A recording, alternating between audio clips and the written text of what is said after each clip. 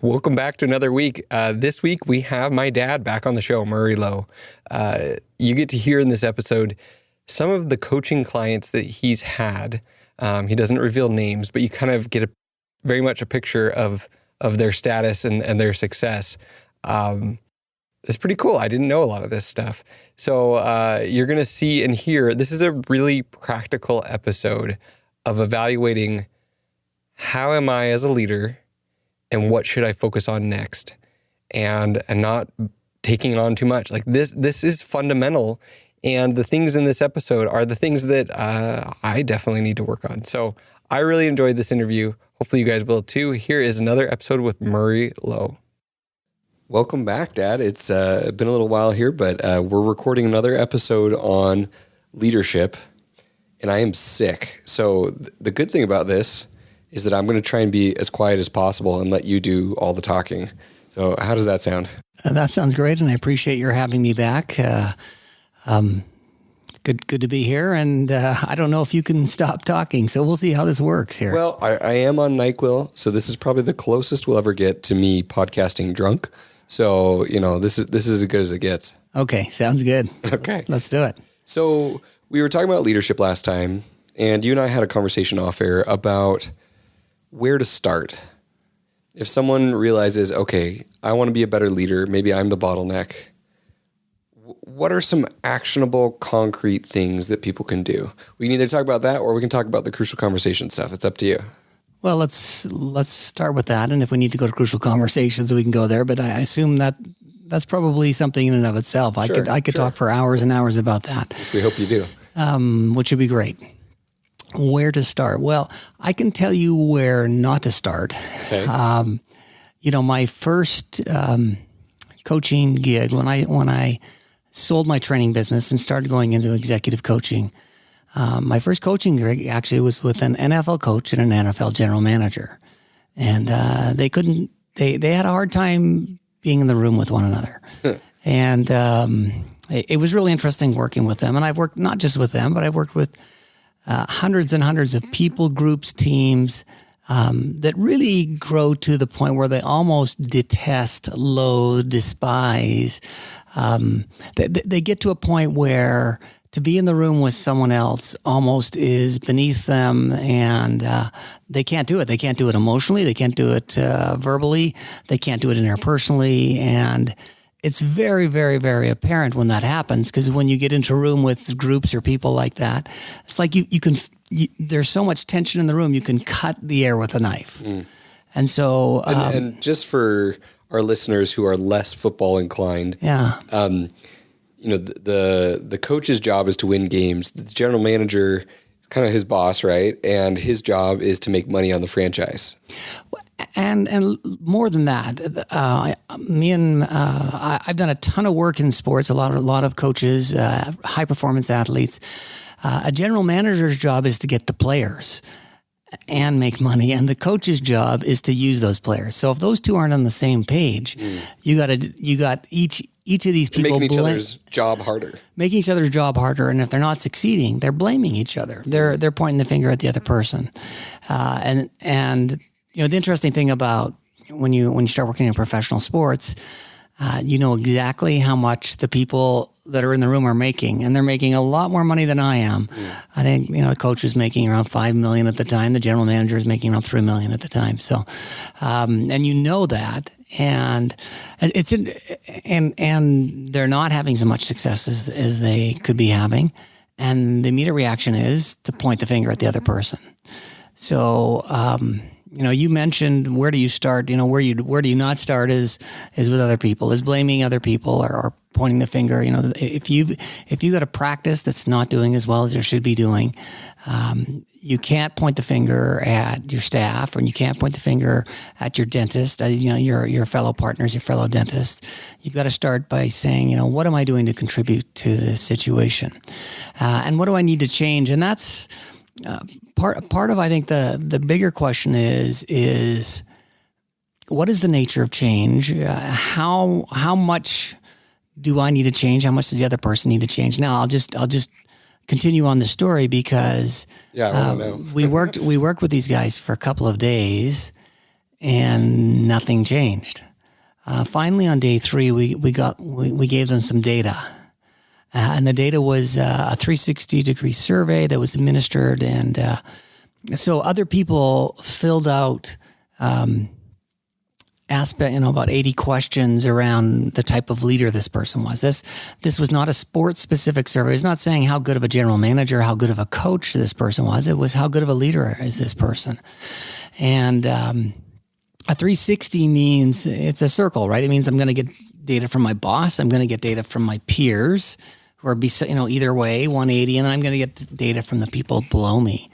And most of that data is anonymous. What is not anonymous typically is the data from your boss, because the boss is above you. And so it was an interesting dynamic, because both of them ended up having data where they believed they were some of the best leaders on the planet, and on the people all around them, there was an 80% difference. We put people on a percentage scale from 0 to 100, and both of them thought they were 80% better than other people thought they were as an aggregate. There's not a lot of room between 100 and 0 for, it's like, what were they putting themselves at? Like 90, and then people are putting them at 10? Yeah, exactly. In the high 90s and in the teens, right? Or maybe in the high 80s you're in the high 1 digits, and again, I've worked with hundreds of leaders and have seen that many times. I've seen many instances where people will put themselves 60, 70, 80 percentage points above what other people put them. And I've also seen it the other way. I've also seen it where people might rank themselves in the 5th percentile, and the people around them might see them in the 85th percentile. So I've worked with enough people and collected enough data on leaders and executives to know that some people tend to overrate themselves, and some people tend to underrate themselves. When it comes to sport, typically professional sport is an ego business. Sure. It's a high ego business. And if these guys hadn't rated themselves highly, they probably wouldn't be in the profession that they're in. And so the fact that they had such high self-ratings was not a surprise at all, certainly to me and my partner Brian, who are working with them. So do they believe the data? Like, when they get this feedback back, do people, when there's that huge discrepancy, do they tend to internalize it, or do they tend to write it off as like, oh, well, this person's just mad at me, so they're using this as an opportunity to get back at me? Like, how often is it that people really take this to heart versus kind of brushing it off? Because it seems kind of brutal. Like, it seems like it would be a hard thing to get feedback like this.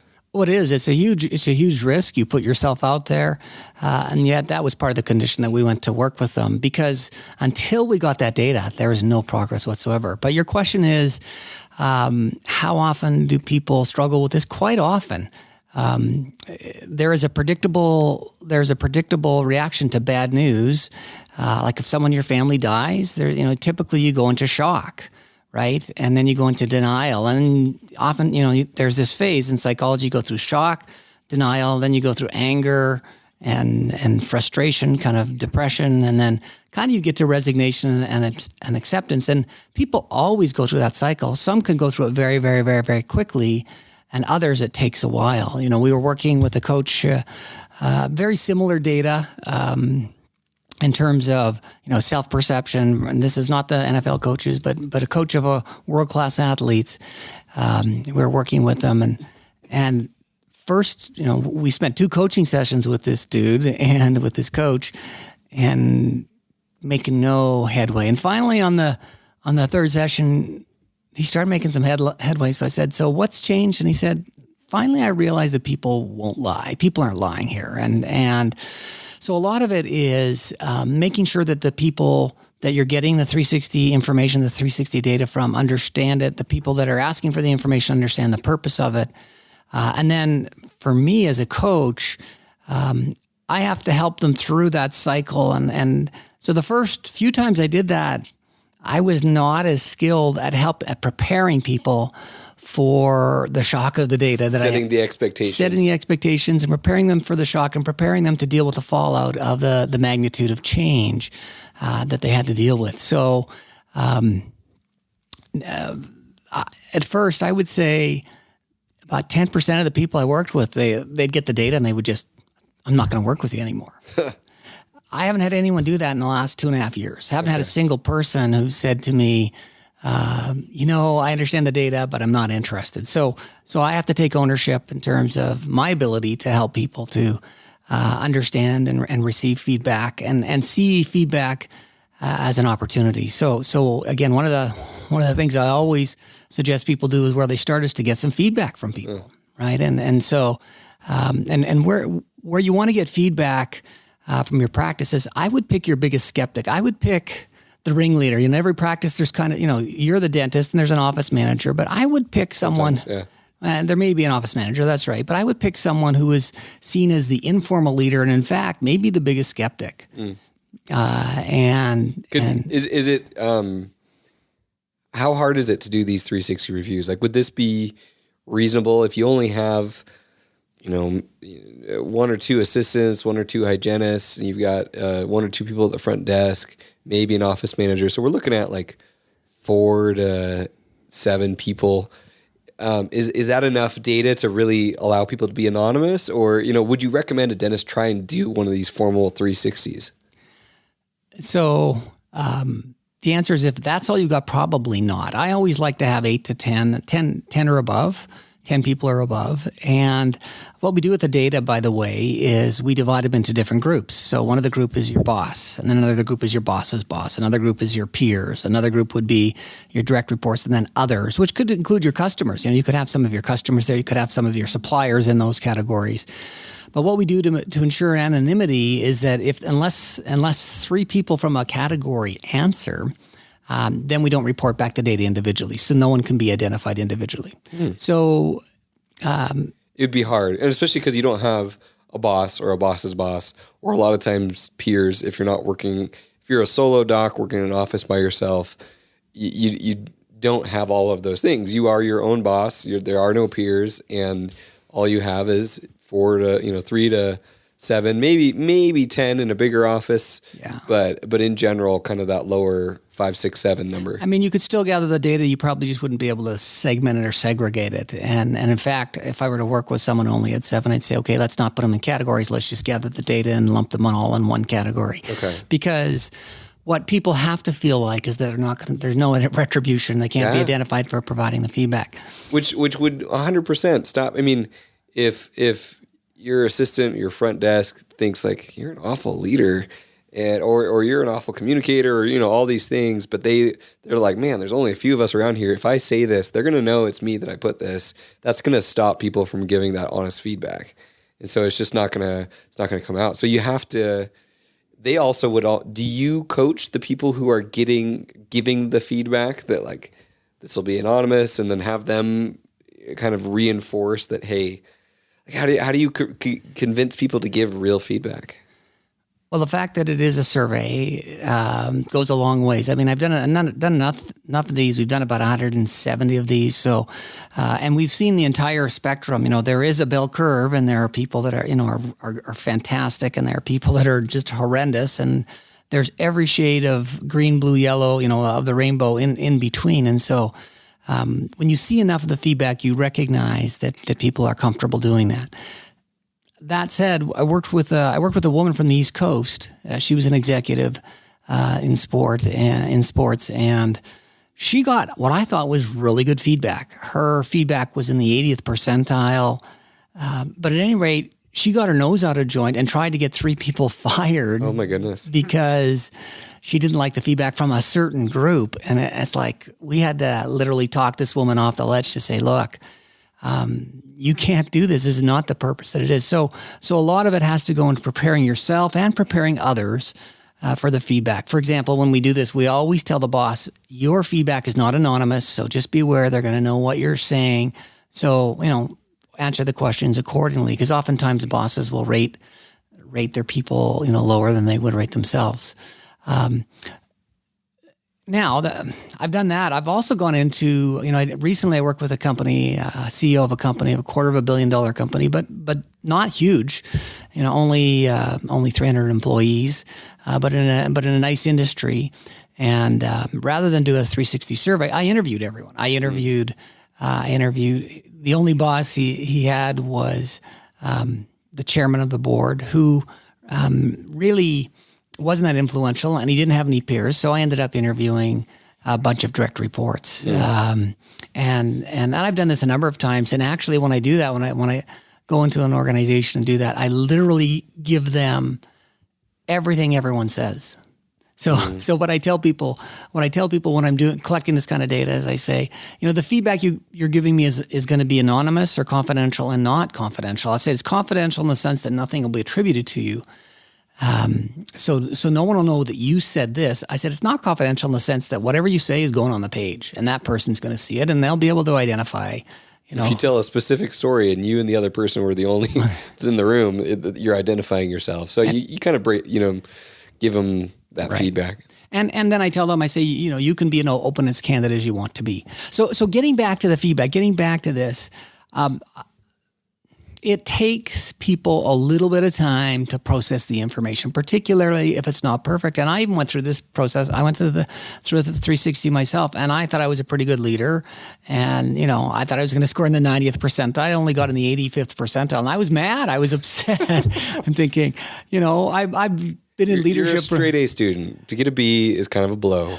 Well, and see, most of these people are really successful people, and so that's exactly the way they look at it and think of it. And the reality was I really wasn't leading much. It was a little bit of a weird situation. I don't know how people could evaluate me. And where was this? Was this at Lilly or was this in your own company? No, this is I did this, 3.5 years ago before I started working with other people. I did it on myself. I wanted to, what's good for the goose is good for the gander. And so I did it myself.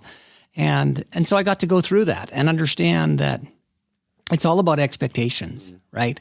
And so anytime I go into work with someone on their leadership, I always ask them two questions. I say, number one, what do you understand about leadership? How much do you know? Are you a disciple of leadership? Do you understand it?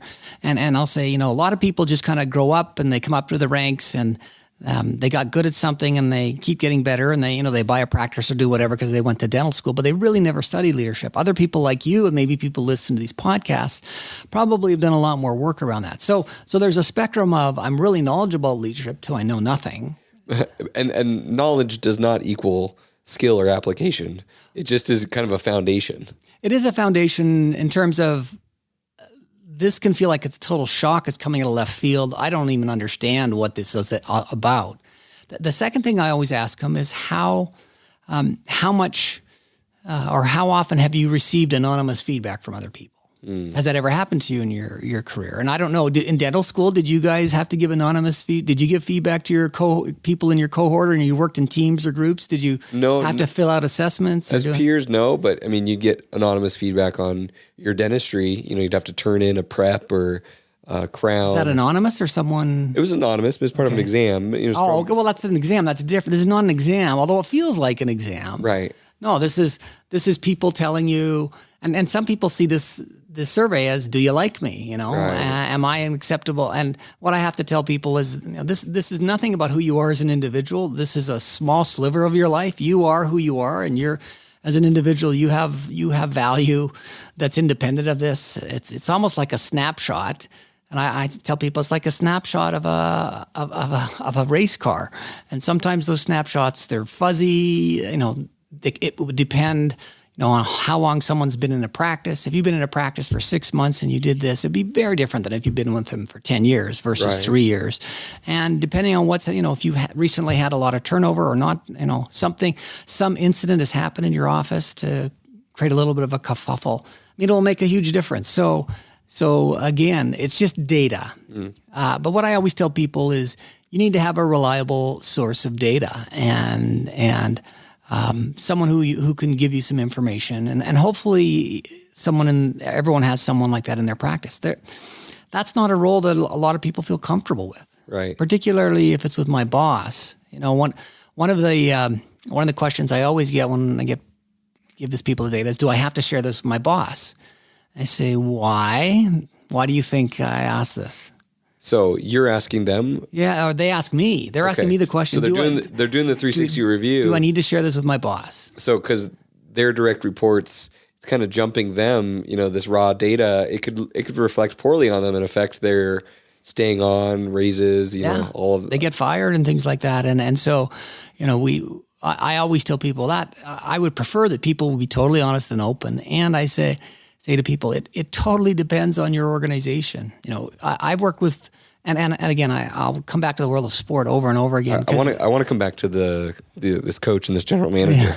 So in the world of sport, there is no job that has less job security than working with world-class athletes. You can literally win the championship one year, win a gold medal, win a Super Bowl, win a Stanley Cup, and 18 months later you're gone, right? And so I always tell people in sport, it's totally up to you. Again, I've never seen a career where there's less long-term stability. Now, if you own your own practice, I would always encourage you to share this with your people.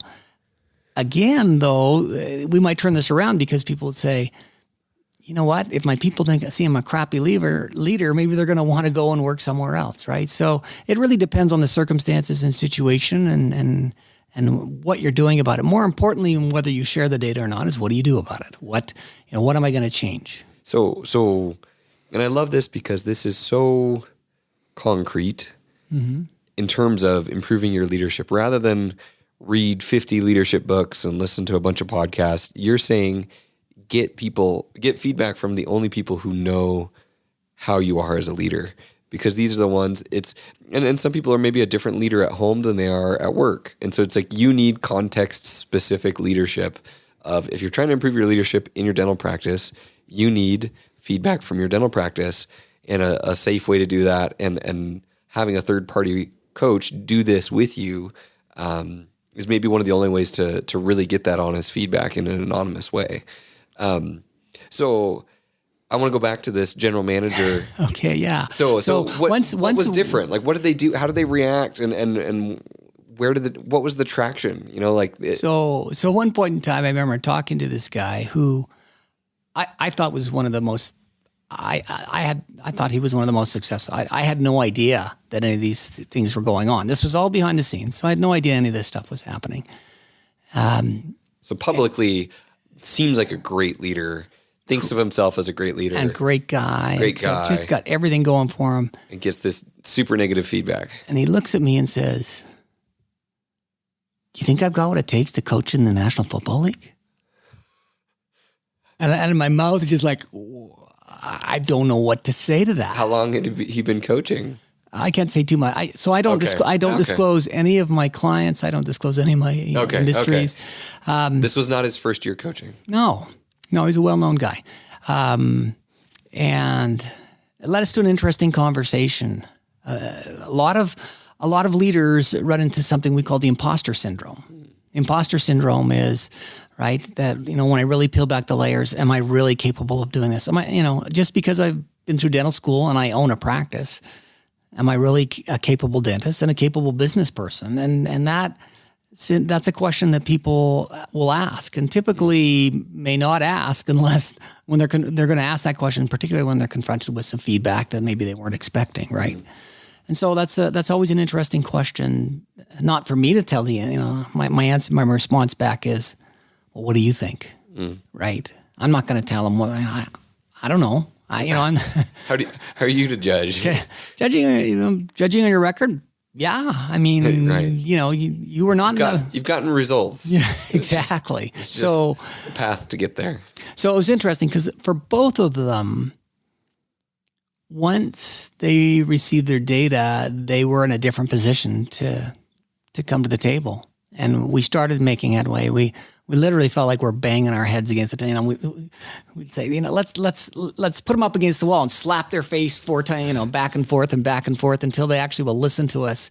Once they had the data, we were in a different spot. We got to places that we would never have been able to do without that kind of data. So what we need is a way for dentists to do a 360 review or an interview review. Like, this needs to be. This is one of these like business ideas that I don't have the time or ability to work on, but a way to simplify this and make this possible, so that if someone were to hire a dental coach or George or Matt, we do that. We scan their numbers. We look at the data. Right. But we don't have reliable immediate leadership data to get back and start working with them. And again, I'm not trying to sell where we're going is not where I intended to go at all in this. Well, no. Like here, in the podcast, one of my biggest things has been, okay, how can we turn around and turn this into steps that I could apply in my practice? Right. And so maybe a full 360 review is not the exact answer, but what would be like if you could ask like 3 or 5 questions and build a survey on SurveyMonkey and give them to your team, and it's going to be anonymous, as an exercise of like, hey, I want to turn a new leaf. I want to be a better leader, but I need your guys' feedback. You could do it yourself. Literally, you could. I would ask questions like, is this a better place to work today than it was 6 months or 12 months ago? Okay. I would ask questions like, do we treat our patients like their teeth, on a scale of, 1 to 10, how do we treat our patients like their teeth and their oral care is our highest priority? So I would ask simple questions about the staff, simple questions about, the overall morale and culture in the office. And then I would ask them some questions about, myself as the dentist, right? And I would probably ask, do you see things getting better or worse in this office? You see things getting, again, that's the compared to a year ago. But then I would ask, what are 2 or 3 things that we do really well organizationally? What are 2 things we don't do very well? And what are the things that we still need to improve on? What do our customers complain most often about? Or what are the concerns of our customers that we're not fully addressing? And then I would ask a question about your own leadership, right? Which is, do I, as the practice leader, do I provide the kind of direction that helps people do their job? Do I ever send mixed messages? So those are the basics you can do. You can do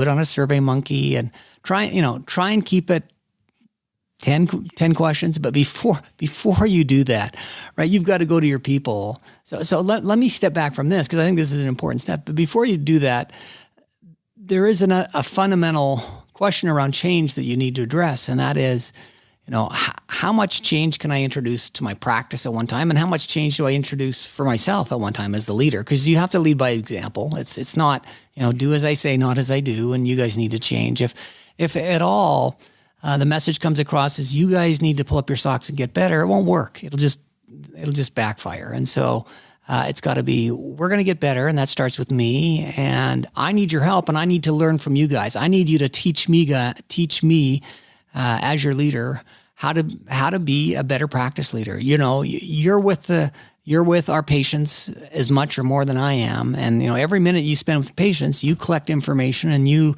talk with them and interact with them, and you see they probably tell you different things than they tell me, right? So it's got to be we're in this together. So the question then becomes, where do I start? Right. And I actually, before we get to doing an assessment, the question is, what's the capacity for me to change, and what's the capacity for my practice to change?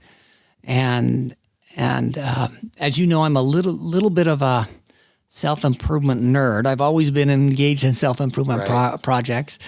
So we've been married 37 years. I guess this is our 37th year. And so every year of my marriage, Nadine and I, we've sat down and done New Year's resolutions. Are you aware of that? Yeah. And so the tradition that I remember growing up was we would write down New Year's resolutions or a goal, put them in our stocking. So then next year around Christmas time, when we're pulling out the stockings and hanging them in December, we'd pull them out and see, did I hit my goals? Did I hit my resolutions? So that was kind of the process that I remember. Is there something else that you and Mom did that I didn't know about? Yes, that's the process that you got us to do. So what happened before we did that is we would just write our New Year's resolutions the first of the year. And one year, you were probably only 8 or 9 years old. You said, "Why do we do this? We just forget these things, and this is just a waste of time, and we're not going to ever do anything about this." And Nadine and I looked at each other and said, he's right. We're not holding ourselves accountable. So because of what you said, we decided to put them in our stockings. Huh. So Sorry, I was a grumpy, skeptical kid. You were a grump, but it was a smart suggestion, right? So for the first, I would say the first probably 12 years of our marriage, we did New Year's resolutions every year and forgot about them. For the next 10 years, maybe 8 or 10 years, we did that, and we'd write them, and I would have a list of literally 10 to 15 things every year I was trying to work on. It's a lot. Now, if I looked at my New Year's resolutions from last year, or say 3 years ago, and compared to my list this year, how much change was there? What do you think? Are they new resolutions or about the same? I mean, probably be working on the same stuff. Pretty much the same stuff, right? And so it was interesting because my master's thesis was in personal change, and I started getting involved in more personal change projects. And I've worked with Vital Smarts. They've written a book called Crucial Conversations, another one called Influencer. Influencer is a book around how do you create change. And I remember when we did that, one of the things they said you need to do is to go big or go home, which is if you're going to make a change, go all the way. Make the change and make it right. So I, in 2007, when the book came out, so 12, 13 years ago, I stopped writing down 10 to 15 New Year's resolutions every year. Now I do 2. I do one for me professionally and one for me personally. Now the first one is interesting. You weren't around. I'd started a company. So I'd brand new business owner, started this training company, was working 80 hours to get it off the ground. I'm with the clients and all day long doing training, teaching them things. And in the evening, I'm trying to do business development and business improvement and billing and, all the kinds of... Just like a dental practice. During the day, you're doing the work. During the evening, you're kind of running the business. So Nadine came to me and said one day, me and the girls are starting to think that you love the training company, Leadership Smarts, more than you love us. And by the way, your girls are going away to college in 2 and 4 years, and you don't have much time to change this. So I can't imagine a dentist ever being accused of being a workaholic and ignoring his or her family. Not that that's already happened to me. That's okay. I think it happens to every professional. Potentially can happen to them, whether you work individually or jointly, or you've got a joint dental. It happens all the time, and so I realized that I needed to work on work-life balance. So I dropped. That was in the middle of the year. I dropped all my New Year's resolutions and said I'm going to work on work-life balance, and I'm going to work on one thing. And I worked on it for the next 16 months. Then after that, I realized that, being a small business owner, it's kind of lonely at the top. And I was really stressed. And I said, you know what? I need to work on stress management. And I worked on stress management for a year. And then I worked on health for a year. And then I worked on, I worked on very, very, but so I'd always do one thing personally every year. And I also do one thing in my business every year. Right. So even this year,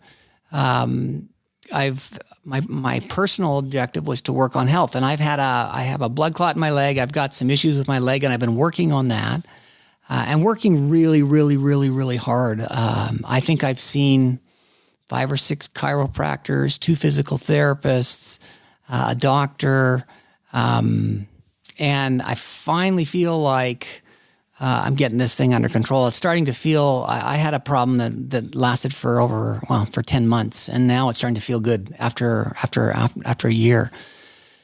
So I've been working on that. Professionally, I said this year I'm going to decide on what's my next gig. Am I going to write a book? I'm going to start a podcast, and I've decided I am going to start my own podcast.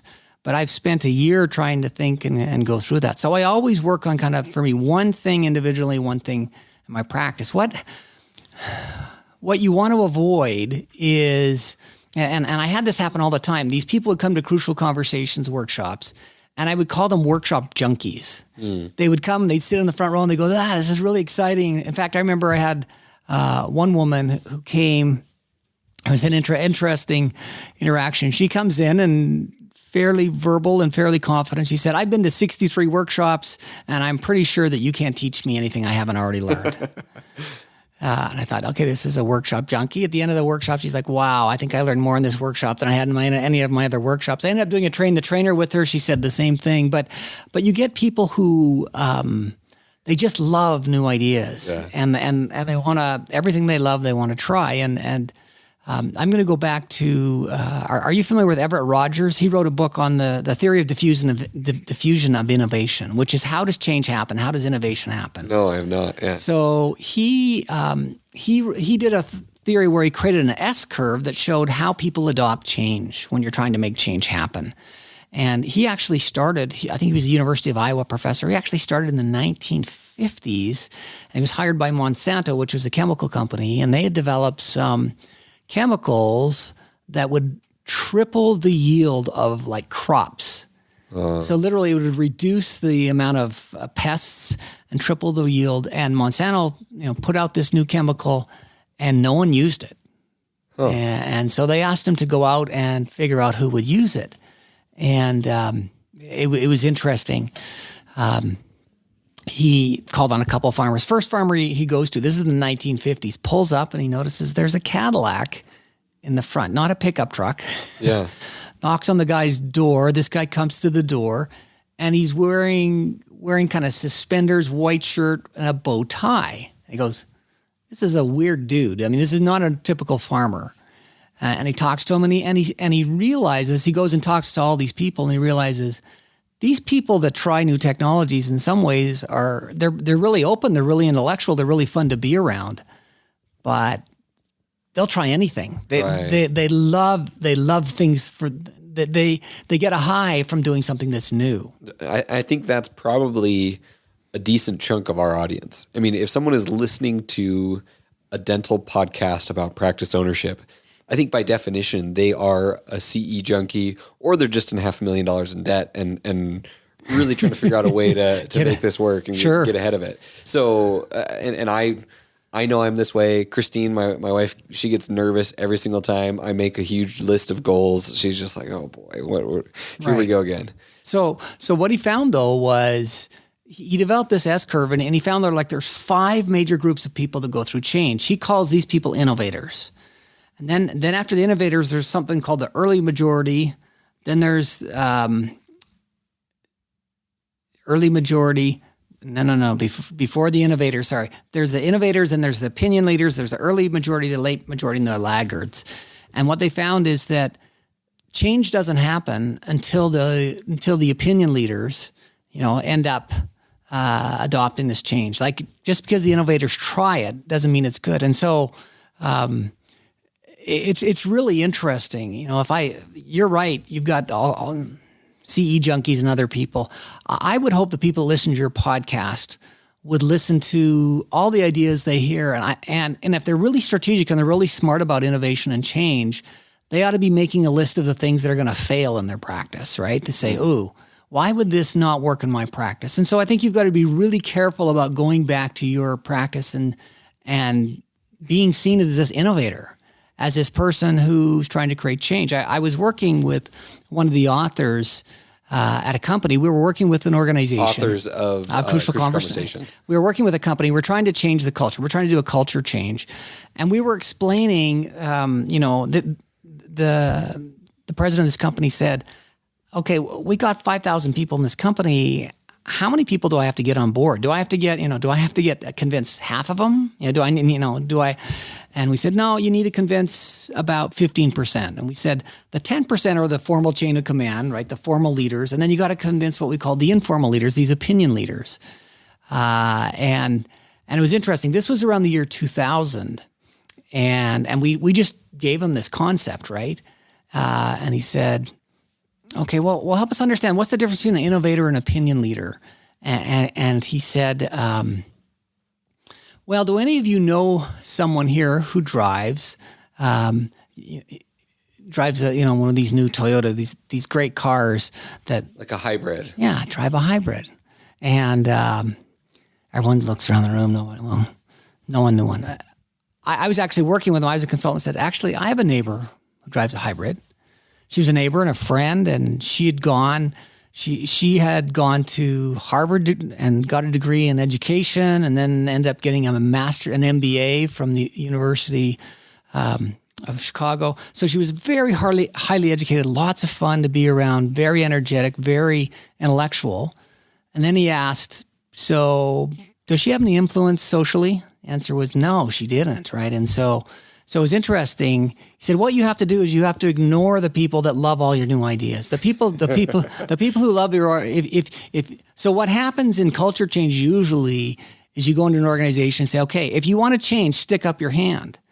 And the people that stick up your hand don't have any social capital or credibility in your organization. So you end up using the wrong people to lead your change efforts. You end up using your volunteers, whereas what you ought to be doing is using your skeptics or using your informal leaders. And in fact, as I said, if I owned a dental practice, I might keep a list of, here are all the things that I need to do to improve my practice. And maybe I've got a list of 5 or 6 things.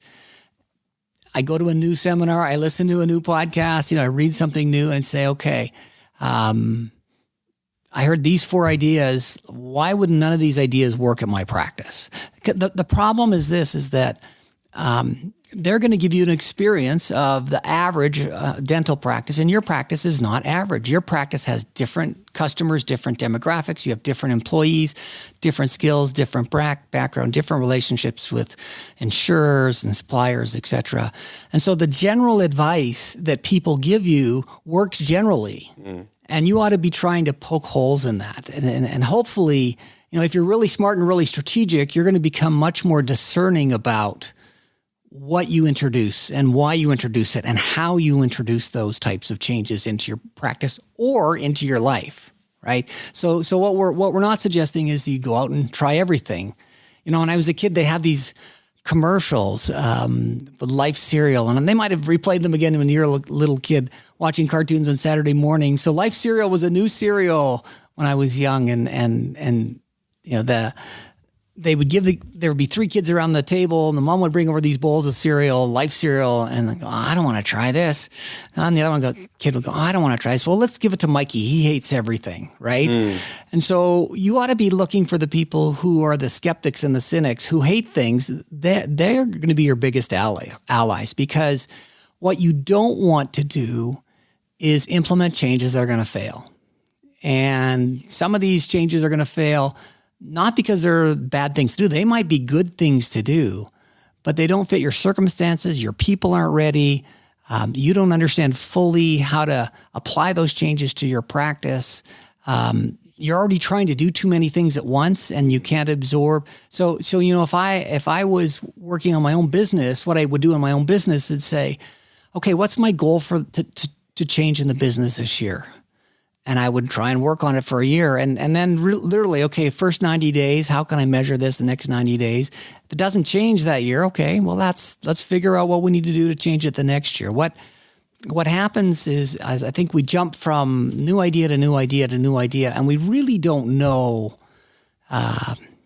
what's really working and what's not really working.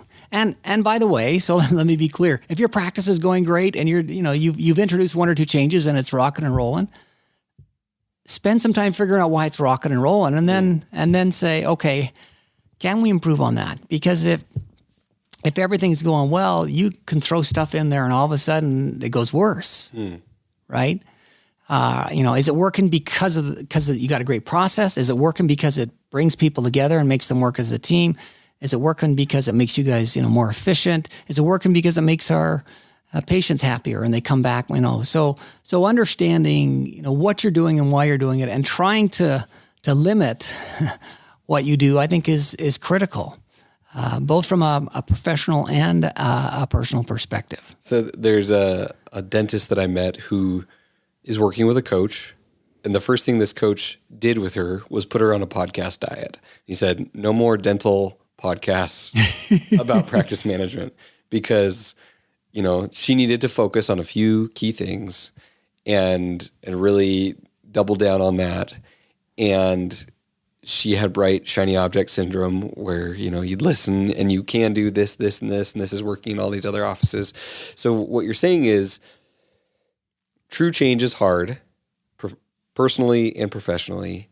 And the opportunity cost of trying to either do too much or trying to change the wrong thing is really large. If you're focusing on the wrong thing or trying to change too many things, and so give yourself permission to say no to most things, say yes to the few things that truly count, but then also stick with those for a while and not just take it for granted. If it works after a few months, it might break after a few more months if you then ignore it or move on to something else. And that was the thing that led to your success. And that's also why I think having a coach who can kind of give you a third party perspective, both on yourself personally, professionally, your practice, and helping you identify those things that are truly going to be worth investing emotional capital, your attention, your time to change these things, is why coaching ends up being effective for people. Absolutely. And you've got to understand how we react to bad news and we react to data. We go through that, shock, anger, denial. That's the way people often react to change. Shock, anger. We go through that same, you're going to ask your people, when you ask people to do something differently, you're unfreezing, you're changing their world. And almost always there is a period of time where it's actually more work rather than less. Even if it's going to make your practice more efficient, it's going to make their lives easier. As they do that, they've got to make it through that learning curve where they actually do it right and figure out what it is and can see it start to work. And in almost all cases, that will be more than they're doing today, because most people, we all do things. We do things. Charles Duhigg wrote a book called The Power of Habit. We all do things kind of at least 50% of what we do every day is habitual. And so you're going to say, okay, let's throw out all the good habits you've learned about dentistry, or throw out a few of these and introduce some new ones, and it's not habitual anymore, right? And so they're going to have to work harder to implement that. Having said all that, I would never, ever tell a dentist to stop listening to podcasts, reading books, learning about leadership. What I would encourage people to do, though, is to keep a list of what they think the most important changes are. And every time they go to something or listen to something, I always say, put 5 things on that list. And if you're going to put something on that list, take something on, what is it better than? Because what you want is you want to do the things that are not just going to make you better. You want to do things that are going to make you the best. And you want to do the stuff that goes, yeah, we have to do this stuff. This is right for us. As opposed to, and this is a pretty good idea and works with most practices. And yeah, I think this will make us better. Don't settle for just the stuff that makes you better. Settle for the stuff that is going to make you the best that you possibly can be given your specific individual circumstances. So no, I'm never going to tell people to go on a podcast diet. I'm never going to tell people to stop looking for ideas. I am going to tell people that you need to be more strategic and need to be much more skeptical about what they're doing. I had a professor in business school, and we were looking at some gurus, and I really fell in love with some really cool leadership guys. A guy named Warren Bennis, he's great. And he said to me, Murray, you got to understand these people are salesmen. They're just trying to sell you stuff. And you just get sucked in and you get excited about this new stuff. And he's like, just know they're salespeople. It's like, okay. And now I'm one, and now you're one. Yeah. So start, I would start with one thing personally and one thing in your practice, and work on those things and do them really well. And if you can improve one thing in your practice every year for the next 10 years or 15 years, and one thing in your life every year for the next 15 years, that's 30 things that you're significantly better at than you were today. And you're better, and you know why, and it's made a difference in your life. No, and that's great. I remember I actually was thinking of that same story that you were saying, because I remember when you told me that like you were easily sold or convinced, or like I'm the type that when I go to a movie, I like to like the movie. I don't like to pick it apart. And so the same thing with potential change, with potential opportunity. I'm all on board. I'm like, oh, let's do this. And my partners in our Indiana practices know this, and I've been very grateful for them kind of reining me in and saying, okay, that's great. Those are all possibilities, but we're trying to do the least possible to improve these offices, because every change you introduce is a big change for that team, for that office. And I've experienced that in the last 4 or 5 months at these practices, and I'm very grateful for their perspective to rein me back in and say, okay, yeah, we could change all these things, but let's focus on these few things and establish a baseline and go from there, rather than every single new month, it's the flavor of the month, it's the change of the month, it's the new product or the new service, the new coach, the new consultant, whatever it is. So this has been not what I expected it to be. And I'm really excited that we kind of dove into this, first half of feedback, and then being truly selective and patient with change. And I think that's the biggest takeaway with this is hard, and you need time to truly introduce long-term change. And so you can't do everything every year, every month. You have to do a few things, work on those, get those under your belt, and go from there. So I'm excited. Once again, I feel like you've knocked it out of the park. So thanks for coming on the show, Dad. Thank you. And just one final thing. You can have another dentist be your coach. You don't have to pay someone, pay me, pay you. I mean, there are people out there who can give you perspective, right? You need to have someone who can help you and give you perspective and gather data. And dentists, fortunately, the economics of dentistry are so wonderful that you have a lot of wiggle room to play with. Sure. And so, many businesses I work with, if they screw up their change, they're toast, or their share price, or then people end up getting fired. You have so much opportunity in dentistry to do this, and so you don't have the kind of cutthroat margins, gun at people's head. The kind of pressure that other people have. So and that's a great position. All your listeners out there, you've chosen an amazing, wonderful profession that has great economics. And at the end of the day, leverage that to your advantage, and don't get uptight about it, right? Perfect. Well, awesome. Well, we'll do another episode on Crucial Conversation, but thank you for coming on the show. We appreciate it. Love to be here. Thanks, Rich. Take care. Okay. So you guys can understand now that I honestly, before this interview, had no clue that he had coached NFL coaches and general managers of teams and all these executives. I kind of knew that he did cool stuff, but he was, number one, he was good with his confidentiality. He didn't go around bragging about his clients at home. So this was fun. This was fun for me to hear. My big takeaways from this episode. Number one, the concept of getting honest, anonymous feedback from your team on a regular basis is hard. First off, the logistics of it, the logistics of making sure people feel psychological safety to share this kind of feedback with you. Then number two, trying to anonymize it. And then I love those questions that he listed. And I wish we had an ability to kind of break that out and create a little survey for people that they could use with their teams. And maybe if that's something requested, maybe we can work on that. And then number two, what really stood out to me was this idea of change personally and change professionally is hard.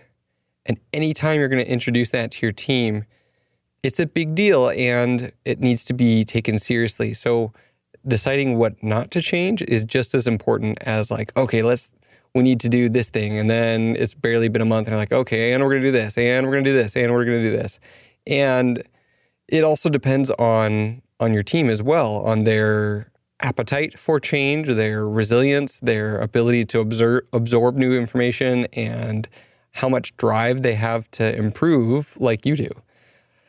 Anyways, all of this, I thought this was incredibly refreshing. I didn't expect this to go in this direction, and I really, really enjoyed it. So thank you guys for sticking around, listening to Shared Practices. Hopefully this is helping you on your journey to become a better leader. We're all in this together.